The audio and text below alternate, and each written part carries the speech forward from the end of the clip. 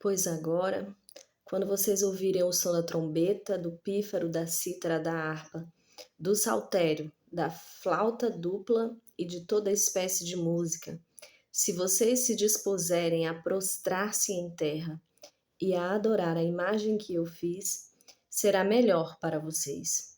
Mas, se não a adorarem, serão imediatamente atirados numa fornalha em chamas. E que Deus poderá livrá-los das minhas mãos. Sabe, nada, absolutamente nada na vida do crente acontece por acaso. Nada. Em tudo Deus tem um propósito. Você sabia disso? Em tudo Deus tem um propósito. O Senhor faz tudo com um propósito, até os ímpios para o dia do castigo. Provérbios capítulo 16, versículo 4. E na vida daqueles três servos de Deus, Sadraque, Mesaque e Abidnego, não foi diferente. Aquele fogo, aquela prova, tinha um propósito bem definido por Deus para a vida de Sadraque, Mesaque e Abidnego. Havia algo a ser revelado através daquele fogo que Sadraque, Mesaque e Abidnego estavam passando. Sabe, nenhuma prova acontece na nossa vida por acaso. Sabe, pois até aquele momento, deixa eu falar uma coisa, até aquele momento, o rei Nabucodonosor, os nobres, os oficiais, os líderes e os súditos daquele reino não conheciam o Deus que existia na vida de Sadraque, Mesaque e Abidnego. Sabe, naquele reino, ninguém sabia que existia um Deus que é capaz de livrar os seus servos das mãos daqueles que são mais poderosos do que eles. Sabe de uma coisa? O seu inimigo, sabe, ele pode até se achar mais forte do que você, ele pode até se julgar mais forte do que você, mas mais forte do que o seu Deus ele não é. Do alto me estendeu ele a mão e me tomou. Tirou-me das muitas águas, livrou-me de forte inimigo e dos que me aborreciam, pois eram mais poderosos do que eu. Salmos capítulo 18, versículo 16 e 17. Sabe, aquele rei podia se julgar mais forte que Sadraque, Mesaque e Abidnego, mas ele não sabia que ele não era mais forte que o Deus de Sadraque, Mesaque e Abidnego. Mas ele ia ficar sabendo disso naquela prova. Foi por isso que aquela prova aconteceu na vida de Sadraque, Mesaque e Abidnego. Era para que aquele rei e todos aqueles súditos, todas aquelas pessoas daquele reino, pudessem conhecer quem era o Deus que é capaz de livrar os seus servos do meio de uma fornalha de fogo ardente. Sabe, hoje veio uma palavra ao meu coração assim, ó. Amados, não se surpreendam com o fogo que surge entre vocês para prová-los, como se algo estranho estivesse acontecendo. Mas alegrem-se à medida que participam dos sofrimentos de Cristo, para que também, quando a sua glória for revelada, vocês exultem com grande alegria. 1 Pedro capítulo 4, versículo 12 e 13. Não estranhe as provas que acontecem na sua vida. Em tudo Deus tem um propósito.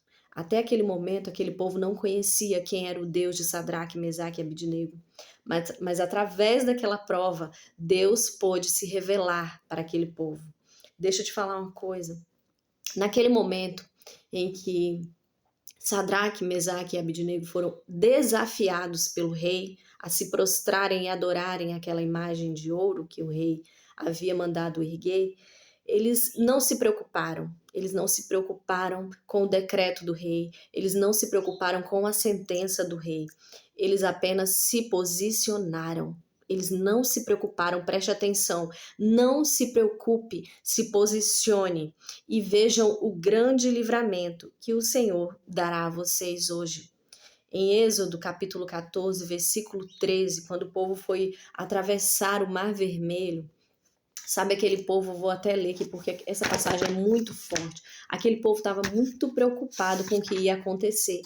Eles estavam mais preocupados com a prova que eles estavam passando, com os inimigos que estavam vindo ao seu redor, no seu caminho, do que com o livramento que Deus poderia dar para eles. Mas Moisés respondeu ao povo: não tenham medo, fiquem firmes e vejam o livramento que o Senhor lhes trará hoje, porque vocês nunca mais verão os egípcios que vocês hoje veem. O Senhor lutará por vocês, tão somente acalmem-se.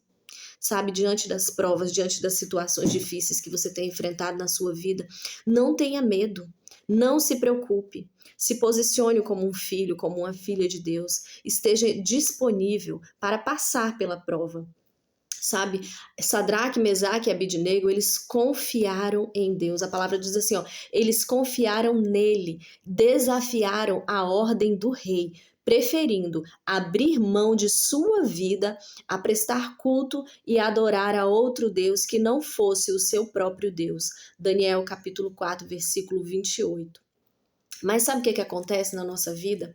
Às vezes, a gente prefere salvar a nossa vida do que aceitar passar pela provação para que o nome de Deus seja glorificado.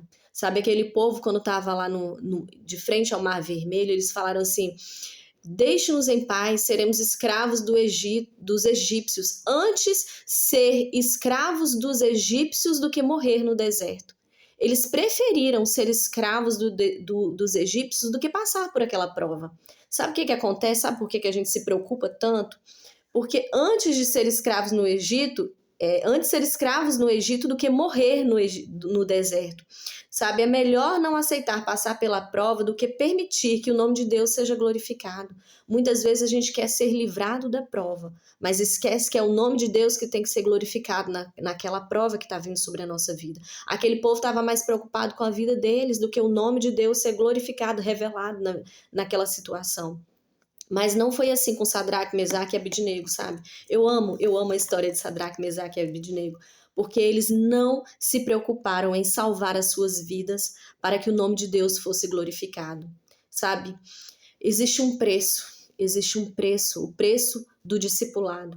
Está lá em Lucas capítulo 14, versículo 26, 27 e 33. A palavra do Senhor diz assim, ó: se alguém vem a mim e ama o seu pai, sua mãe, sua mulher, seus filhos, seus irmãos e irmãs, e até a sua própria vida, mais do que a mim, não pode ser meu discípulo. E aquele que não carrega a sua cruz e não me segue, não pode ser meu discípulo. Da mesma forma, qualquer de vocês que não renunciar a tudo que possui, não pode ser meu discípulo. Sabe, se você não estiver disposto a renunciar, a passar pela prova, a sofrer o dano para que o nome de Deus seja glorificado na sua vida, então não há como você ser um discípulo, não há como você ser chamado de um discípulo de Jesus. Sabe, evangelho é renúncia. Evangelho é renúncia. Evangelho não é teoria de prosperidade. Evangelho é renúncia.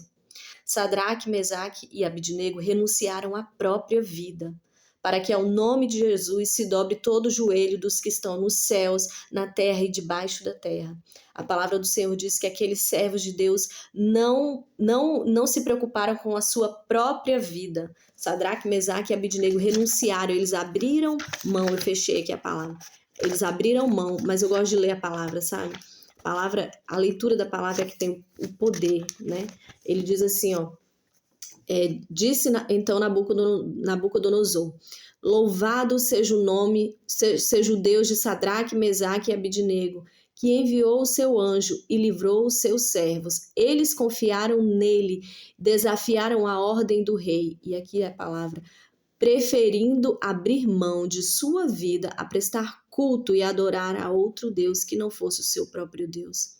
Será que você está disposto a abrir mão do seu próprio conforto, a renunciar à sua própria vontade para que o nome de Deus seja glorificado na sua vida através da prova que você está enfrentando? Sadraque, Mesaque e Abidnego abriram mão da sua própria vida. Eles renunciaram à sua própria vida.